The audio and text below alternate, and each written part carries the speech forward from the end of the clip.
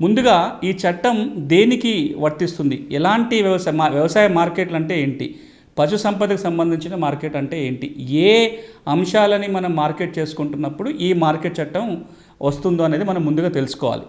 ఈ చట్టం పేరులోనే ఉంది, 2 రకాల అంశాలకు సంబంధించిన చట్టం ఇది. ఒకటి వ్యవసాయ ఉత్పత్తుల్ని అమ్మకాలు కొనుగోలు చేయడానికి కోసం వ్యవసాయ మార్కెట్లకు సంబంధించిన అంశాలు ఈ చట్టంలో ఉంటాయి.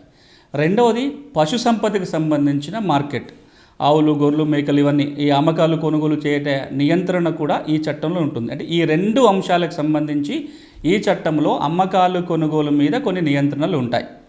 వ్యవసాయ ఉత్పత్తులు అంటే మనం భూమిలో పండించిన పంటలతో పాటుగా హార్టికల్చర్ అంటే పండ్లు, ఏది మామిడి కానీ లేకపోతే జామ కానీ ఇతర హార్టికల్చర్ క్రాప్స్ ఏవైతే ఉన్నాయో హార్టికల్చర్ కూడా దీని పరిధిలోనే వస్తుంది.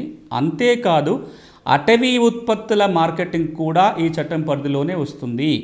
వ్యవసాయ ఉత్పత్తుల నిర్వచనం కింద అటవీ ఉత్పత్తుల్ని కూడా వ్యవసాయ ఉత్పత్తుల్లో భాగంగానే చూస్తారు.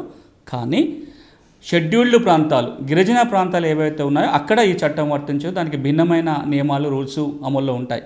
ఎందుకంటే షెడ్యూల్డ్ ప్రాంతం లేదా గిరిజన ప్రాంతాలు ఉమ్మడి ఆదిలాబాద్లో ఉంది, ఉమ్మడి వరంగల్ జిల్లాలో కొంత షెడ్యూల్డ్ ప్రాంతం ఉంది, ఉమ్మడి ఖమ్మం జిల్లాలో షెడ్యూల్డ్ ప్రాంతం ఉంది, కొద్దిగా ఉమ్మడి మహబూబ్నగర్ జిల్లాలో కూడా షెడ్యూల్డ్ ప్రాంతం ఉంది. ఈ షెడ్యూల్డ్ ప్రాంతాలలో భూములకు సంబంధించి, మార్కెట్లకు సంబంధించి ప్రత్యేకమైన నిబంధనలు అమల్లో ఉంటాయి.